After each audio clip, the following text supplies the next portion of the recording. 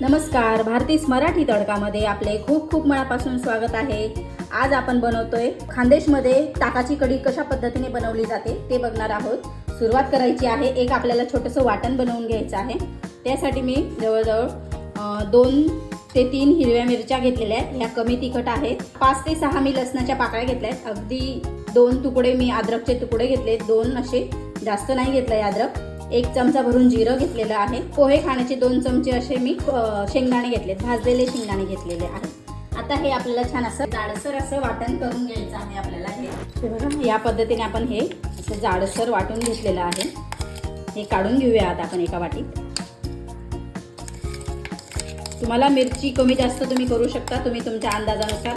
तुम्हाला कढी थोडी तिखट हवी असेल तर मिरची आणखीन थोडी वाढवू शकता तुम्ही। आता आपण हेच भांडं घेऊया आणि त्यात आपल्याला आता 2 चमचे भरून मी बेसन पीठ टाकलेलं आहे, टाकून घेते। हे बघा, आता आपल्याला यात थोडं ताक टाकून घ्यायचं आहे। घट्ट असं ताक आहे माझ्याकडे। हे बघा, हे असं मी आता याची छान अशी प्युरी बनवून घेते। बघू शकता तुम्ही, छान असं मी ताक आणि बेसन पीठ आपण छान असं मिक्स करून घेतलेलं आहे। म्हणजे यात बिलकुल अशा गाठी वगैरे नाहीये। आता आपण कढी करायला घेऊया। गॅसवरती मी पातेली ठेवलेली आहे। आता आपण 1 चमचा भरून तेल घातलेलं आहे।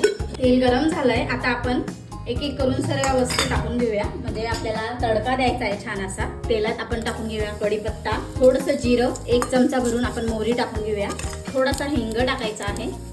आणि आपण जे मिश्रण आपण आता हे मिक्सरमध्ये केलेलं आहे मिरचीचं, ते आपण टाकून घेऊया। छान असं परतून घ्यायचं आहे। म्हणजे आपण हे चांगलं परतून घ्यायचं आहे। आपण हे मिश्रण आपलं छान असं परतून झालेलं आहे। आपण आता थोडीशी हळद घालूया।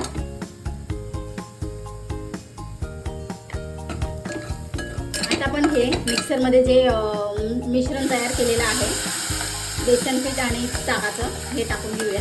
आणि वरून लगेचच आपण सगळं ताक टाकून घ्यायचं आहे। हे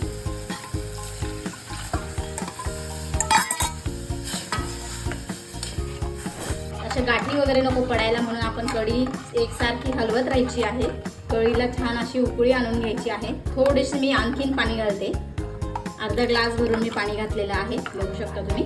चवीनुसार आपल्याला आता मीठ टाकून घ्यायचं आहे, गूळ टाकून घ्यायचा आहे। एवढा गूळ घातलेला आहे मी। तुमच्याकडे गूळ आवडत असेल तर घाला, नसेल आवडत तर नका घालू। ह्या पद्धतीने तुम्ही एकदा ही कढी नक्की करून बघा आणि गूळ नक्की घाला। बघा किती छान अशी टेस्ट येते। आता आपल्याला छान अशी उकळी आणून घ्यायची आहे कढीला। कढीला छान अशी उकळी आलेली आहे। आता आपण कोथिंबीर टाकून घेऊया। कढी आपली तयार झालेली आहे। छान असे 2 चमचे भरून मी साजूक तूप टाकून घेते कढीमध्ये। तुम्ही ही कढी चपाती बरोबर, भाकरी बरोबर खाऊ शकता किंवा खिचडीवर खाऊ शकता। पण खानदेशमध्ये सहसा ही कढी बाजरीच्या भाकरी बरोबर खाल्ली जाते।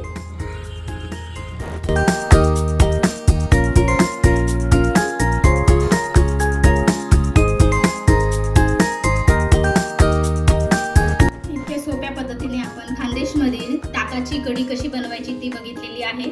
एकदम टेस्टी आहे। एकदा नक्की करून बघा। रेसिपी कशी वाटली कमेंट करून सांगायला विसरू नका। रेसिपी आवडली असेल तर लाईक करा, शेअर करा आणि सबस्क्राईब करायला विसरू नका। धन्यवाद।